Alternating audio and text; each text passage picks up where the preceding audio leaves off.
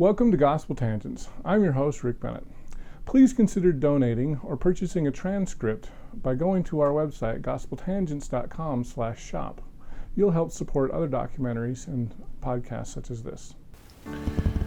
Modern LDS temples are open to the general public only prior to the dedication.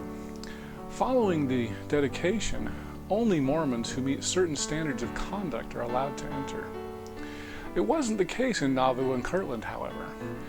There were exhibits of Egyptian mummies in Kirtland, and there was dancing in the Nauvoo Temple. We'll talk to Dr. Richard Bennett, a BYU professor in church history and religion, and we'll talk about some of the other things that were open in these two temples. Yes, in some ways, it definitely was a meeting house. There was no chapel in Kirtland. There was no chapel in Nauvoo. We were building temples long before we built chapels.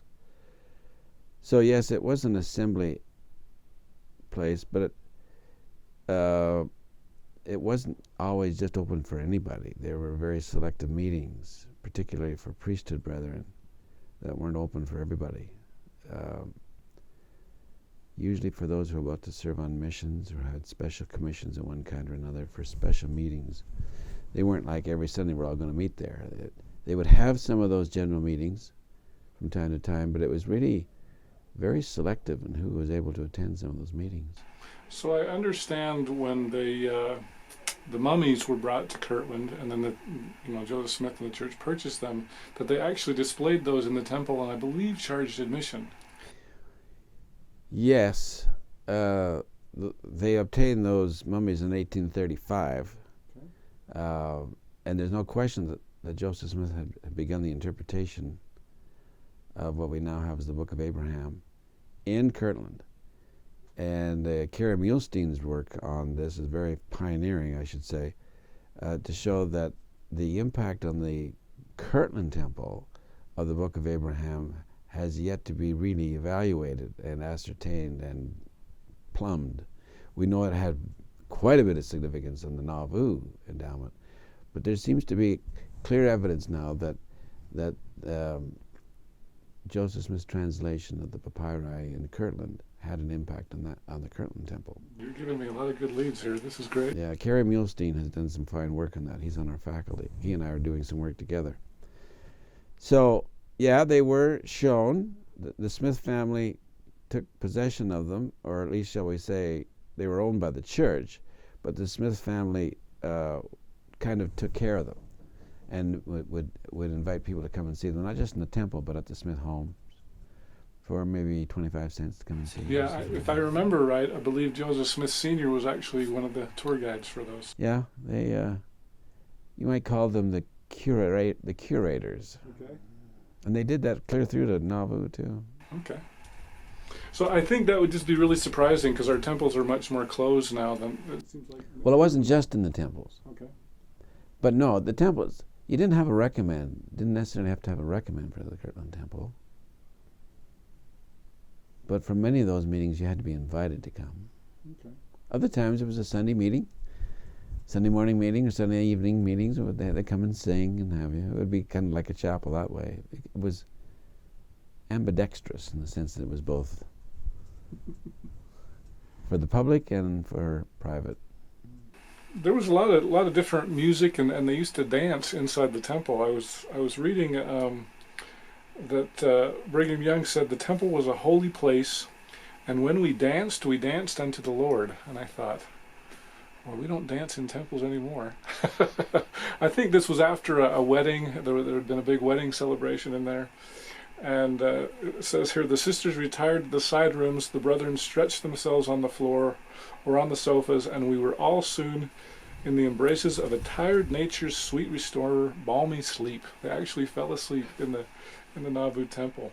Yeah. So it just, as I think about my experience at the temple, they're very different.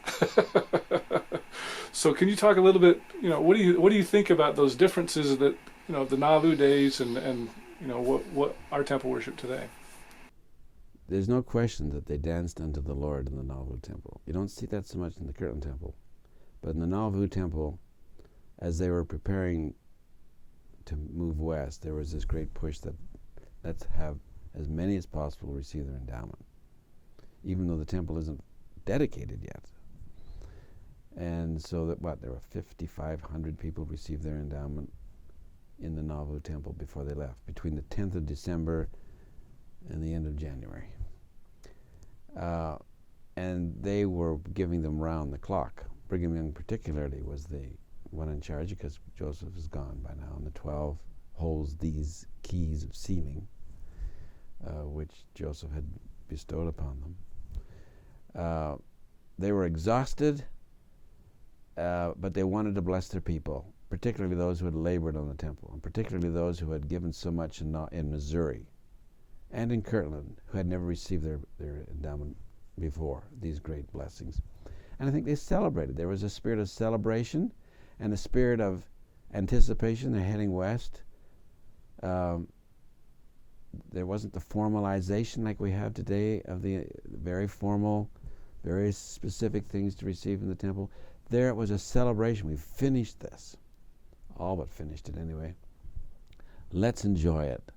Let's make a joyful noise unto the Lord, and let's dance and praise the Lord. We can do this. And that's how they interpreted the scriptures. Anciently, they did the same sort of thing.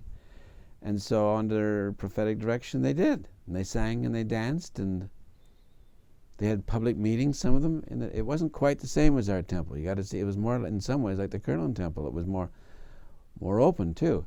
So they weren't trespassing in anything sacred. They were expressing some sacred feelings in a brand new setting, in a spirit of celebration that we don't quite have the same feeling today. We're not leaving Salt Lake, or if we all were heading out to Australia somewhere, this is the last time we're going in the Nauvoo Temple or the Salt Lake Temple, we might do something similar. Let's have a special finale, you know? And I think that's what they were doing.